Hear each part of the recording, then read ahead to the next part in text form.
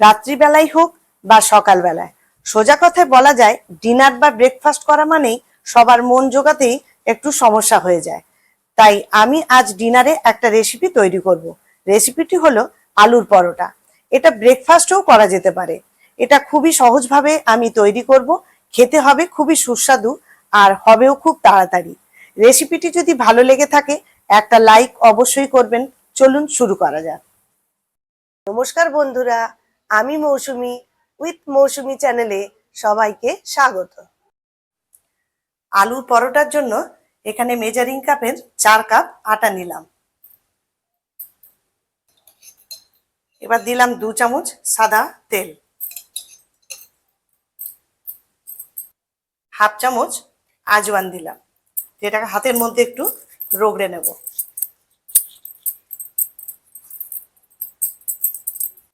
আর প্রয়োজন মতো দিলাম লবণ। এবার শুকনো অবস্থায় এটাকে একবার মিশিয়ে নেব। এবার জল দিয়ে এই আটাটাকে মেখে নেব।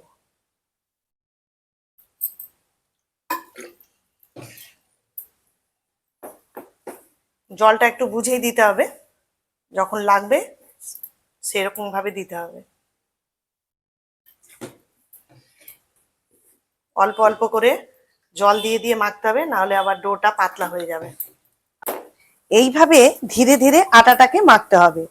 এই পরোটা আমি গমের আটা দিয়েই করছি, তাই স্বাস্থ্যের কোনো ক্ষতি হবে না। আমি সচরাচর আটা দিয়েই পরোটা তৈরি করি।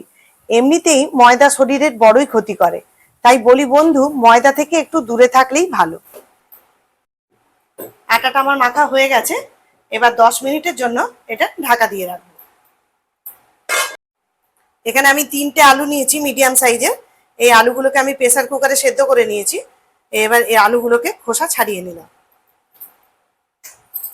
কাঁটা চামচ দিয়ে আলুগুলোকে স্ম্যাশ করে নেব।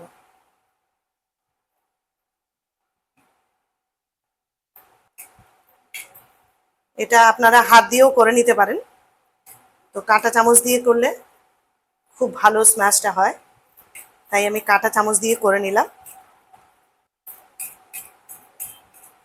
সমস্ত আলুগুলোকে আমি স্ম্যাশ করে নিলাম।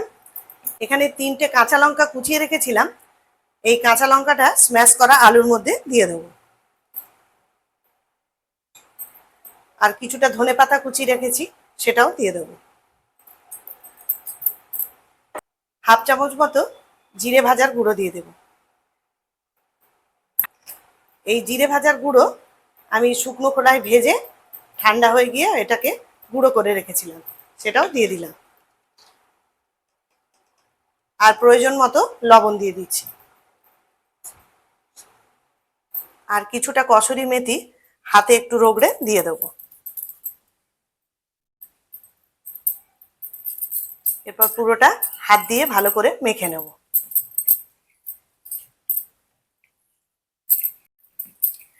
এটা শুকনো লঙ্কা দিয়েও করা যায়। শুকনো লঙ্কাটাকে তেলের মধ্যে ভেজে নিয়ে অনেকেই ব্যবহার করে, কিন্তু আমার বাড়িতে কেউ খাবে না বলে আমি কাঁচা লঙ্কা দিয়ে করলাম। আপনাদের ইচ্ছে হলে লঙ্কাটাকে ভেজে নিয়ে দিতে পারেন আলুর মধ্যে। এখানে আমি আমচুর পাউডার আমার কাছে ছিল, তাই আমচুর পাউডারটা হাফ চামচ দিয়ে দিলাম। আপনারা ইচ্ছা করলে এটা দিতেও পারেন, নাও দিতে পারেন। আলুর পুর আমার রেডি হয়ে গেছে। এখানে আমার 10 মিনিট হয়ে গেছে। আটাটাকে আরেকবার একটু মেখে নেব। এবার আমি লেচি কেটে নেব।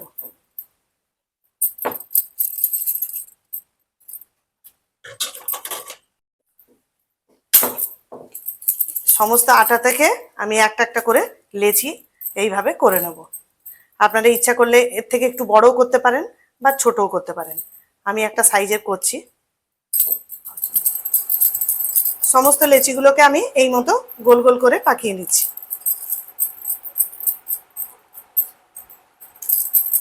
আপনারা ইচ্ছে করলে বড় বড়ও করতে পারেন বা আমার মতো এই এই সাইজেরও করতে পারেন, বা এর থেকে একটু ছোটও করা যায়।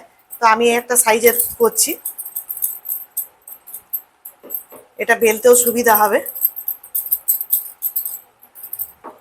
আর বেশি ছোট করলে পুর দিলে পুরটা বেরিয়ে যায়, তা আমি একটা এইরকম ভাবেই করছি এই সাইজটায়। সমস্ত লেচিগুলো পাকানো হয়ে গেছে। আমার মোট 8টা লেচি হয়েছে। আমার যেহেতু লেচি 8টা হয়েছে, তাই এখানে আলুটাকেও আমি 8 ভাগ করে নিলাম।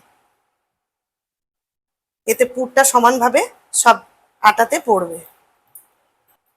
এরম ভাবে 8 ভাগ করে নিলে সব লেচুগুলোর মধ্যে সমানভাবে পড়বে আলুগুলো। হয়ে গেছে। এবার এক একটা লেচিকে এরকম বাটির মতো করে তার মধ্যে একটা করে আলুর পুর দিয়ে এবার পুরের মুখটাকে আমি বন্ধ করে দেবো।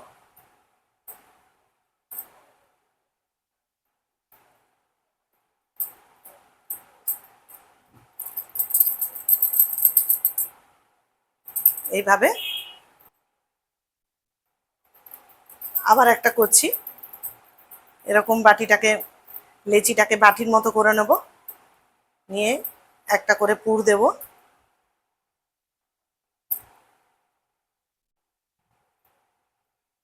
এর মুখটাকে বন্ধ করে এবার আস্তে করে গোল পাকিয়ে নেব।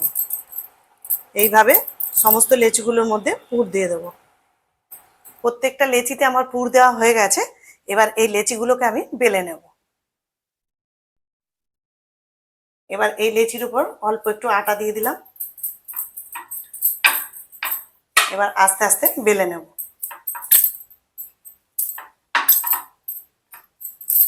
বেশি চাপ দেবো না, আমি আস্তে আস্তে করে বেলে নেব। এখানে আমার তাওয়া গরম হয়ে গেছে। এবার তাওয়ার মধ্যে আলুর পরোটাগুলোকে ভেজে নেব।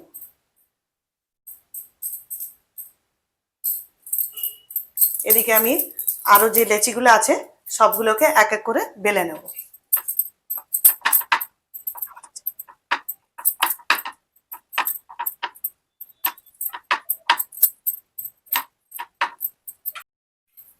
এবার এটাকে আবার উল্টে নেব।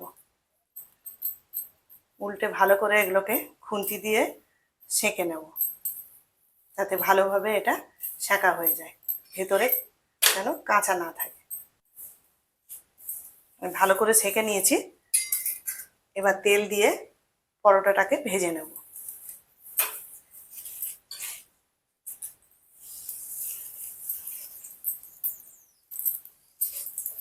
দেখুন বন্ধুরা, কি সুন্দর পরোটাগুলো ফুলছে, আর খেতেও ওরকম টেস্টি হয়। দেখতে যতটা সুন্দর লাগছে ততটা খেতেও সুন্দর। আপনারাও এইভাবে বাড়িতে বানাবেন, বাচ্চা থেকে বড় সবারই খেতে ভালো লাগবে। প্রত্যেকটা পরোটাকে আমি এইভাবে তেল দিয়ে ভালো করে ভেজে নেব। এই বেশি তেল দিইনি, অল্প তেল দিয়ে ভাজছি, কিন্তু ভালো করে ভেজে নিচ্ছি। এই খুন্তি দিয়ে একটু প্রেস করে নেব।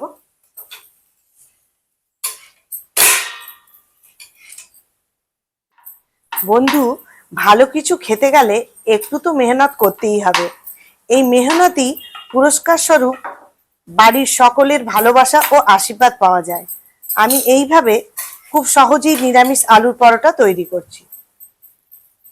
আমার সম্পূর্ণভাবে তৈরি হয়ে গেল নিরামিষ আলুর পরোটা। যদি এই রেসিপিটি ভালো লেগে থাকে কমেন্ট করে অবশ্যই জানাবেন। আর আপনি আমার চ্যানেলে নতুন বন্ধু হলে সাবস্ক্রাইব করে পাশে থাকবেন। আবারও আসবো নতুন কোনো ভিডিও নিয়ে।